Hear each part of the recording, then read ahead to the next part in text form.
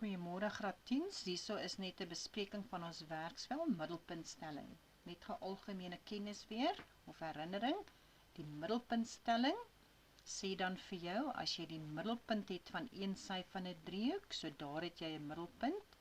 En jy het 'n middelpunt van die ander sy van die tweede sy van die driehoek, so jy het 'n middelpunt en jy het 'n middelpunt, dan is jou gevolgtrekking is daai lyntjie wat die middelpunt verbind, daai lyntjie wat verbind, gaan dan wees parallel aan jou derde sytjie. Onthou dis sy 1 se middelpunt, sy 2 se middelpunt, die derde sy, daai een, gaan daai die lyntjie wat daar verbind, gaan die helfte wees van daardie een en hy gaan wees parallel. Dis middelpuntstelling. So jy moet hê 'n middelpunt en 'n middelpunt. Wat gebeur dan? Die lyn wat hom verbind is die helfte van die onderste lyntjie, jou derde sy, en hy is ook parallel. Dis middelpuntstelling. Omgekeerde. Nou is dit omgekeerde middelpuntstelling. Gaan jy uitken? Jy gaan by een sy 'n middelpunt hê. So daar is D die middelpunt. Dan uit daai middelpunt uit kry jy 'n lyn parallel aan jou tweede sy. So omgekeerd, middelpunt van een sy, uit die middelpunt uit 'n parallelle lyn na die tweede sy toe. Wat is my gevolgtrekking? Dat die derde sy word dan in gelyke dele gedoen. As dit so is, dan praat ons van die omgekeerde middelpuntstelling. Kom ons kyk nou na die eerste deel.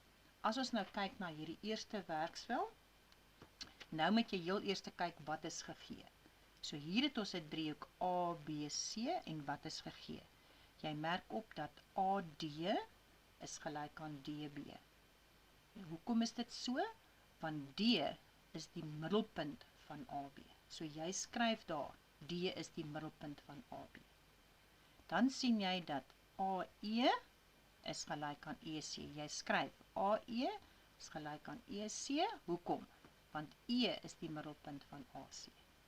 Nou, jy het twee keuses. Of jy moet die middelpuntstelling gebruik, dis daardie een, of jy moet omgekeerd gebruik. Nou as jy kyk na jou skets, het jy gehad 'n middelpunt en 'n middelpunt, so ons gaan hierdie gedeelte gebruik.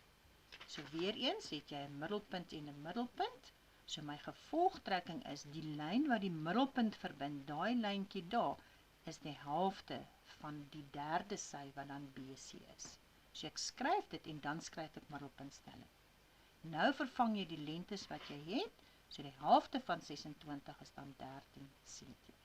Dis jou middelpuntstelling. As jy kyk nou na nommer 2, kom ons kyk na nommer 2 daar, die werksvel. Daarso kan jy nou sien, kom ons val net hier oor.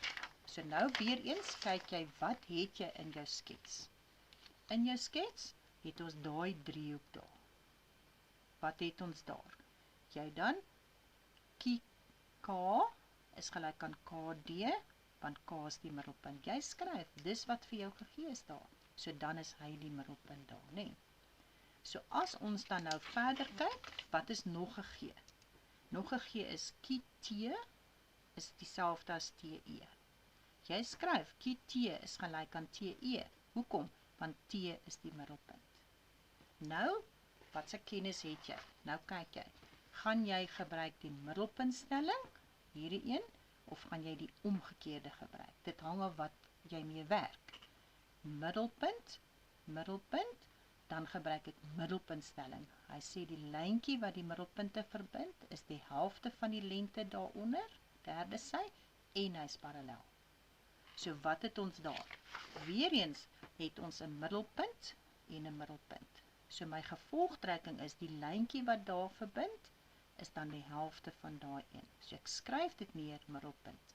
En dan vervang jy, maar in die geval het ek KT wat 5 is. Nou is dit 'n vergelyking.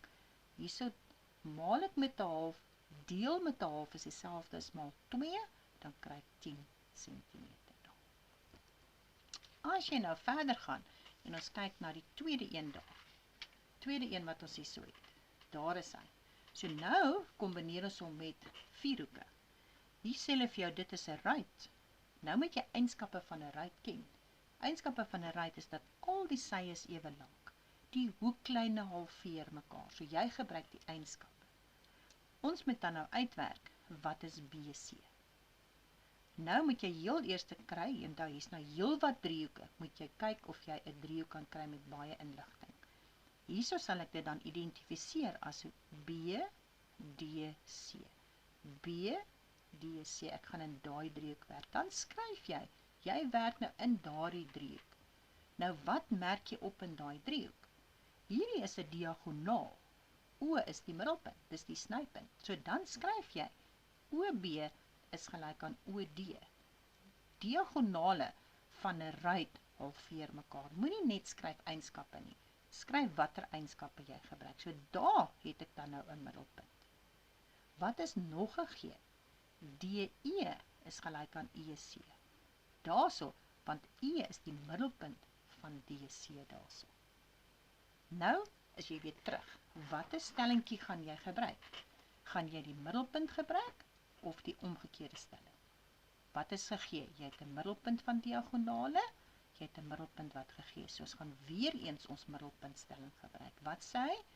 Lyn wat die middelpunte verbind is die helfte van die onderste sy, die derde sy, en hy is ook parallel. So ons is weer terug by die middelpuntstelling.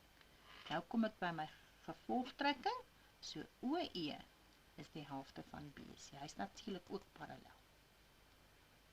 As ek vir jou gee dat OE 12 is, dan vervang jy net en beteken jy maal met 2 en dan kry jy vir BC wat 24 is. As ons nou kyk na die derde sommetjie daar van die werksvel, dan hierdie een het jy ook meer as 2. So klomp driehoekies daar. As ons nou hier kyk, ek wil nou graag uitwerk, wat is die lengte van AE? Wat is die lengte daar van AE? Reg? So kom ons kyk. As ek nou daai lengte wil uitwerk, gaan ek eers begin in daai klein driehoekie daar, wat dan die meeste inligting het. So ek skryf BGC. Dis waar ek gaan begin. Wat sien ek in daai driehoek? Ek sien dat AG is gelyk aan AB. Hoekom? Want A is die middelpunt. Maar, wat kry ek nou? AD is parallel aan BC. So nou het ek daar 'n parallelle lyn. Nou stop jy daar en nou besluit jy, gaan ek nou die middelpuntstelling gebruik of gaan ek die omgekeerde stelling gebruik? Duidelik kan jy sien, jy gaan die omgekeerde gebruik. Hoekom? Want jy het net een middelpunt van 'n sy en dan uit daai middelpunt is 'n parallelle lyn aan die tweede sy getrek. So ek gaan omgekeerd gebruik. Sy gevolgtrekking gaan wees die derde sy word in gelyke dele gedeel. So nou skryf ek daarso, my gevolgtrekking is dat GD en DC gaan dieselfde wees, want nou moet ek skryf omgekeerde middelpuntstelling daar. Ek kan nie nou net skryf middelpuntstelling nie, want ek het sy omgekeerde. Ek het 'n middelpunt met 'n parallelle lyn. Nou sodra ek daar omgekeerde gebruik het, beteken dit ek kan nou middelpuntstelling gebruik, want dan het ek 2 middelpunte aan die kant. So nou kan ek die volgende een kan ek sê, maar daai lyntjie AD wat die middelpunte nou verbind, gaan dan die helfte wees van BC. En daar kan ek middelpunt skryf, want is 'n uitvloeisel, ek het middelpunte. Ek moet eers omgekeerde gebruik en dan middelpuntstelling. Dan kry ek 19 cm. Maar my vraag is AE.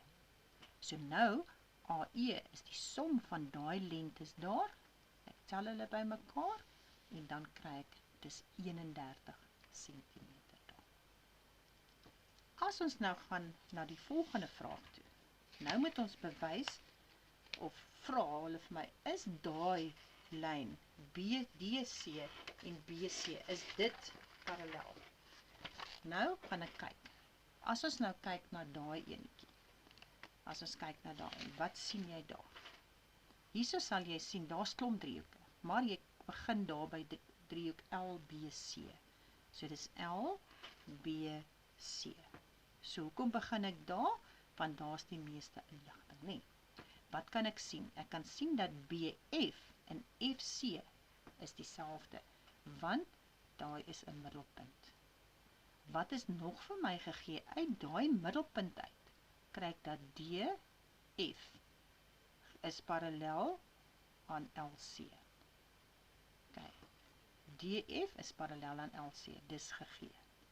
Nou moet ek weer terugkyk. Na my stellings, hierdie moet jy altyd in jou kop hê. Wat sien jy nou? Ek het 'n middelpunt en 'n parallellyn. So dit beteken ek gebruik die omgekeerde.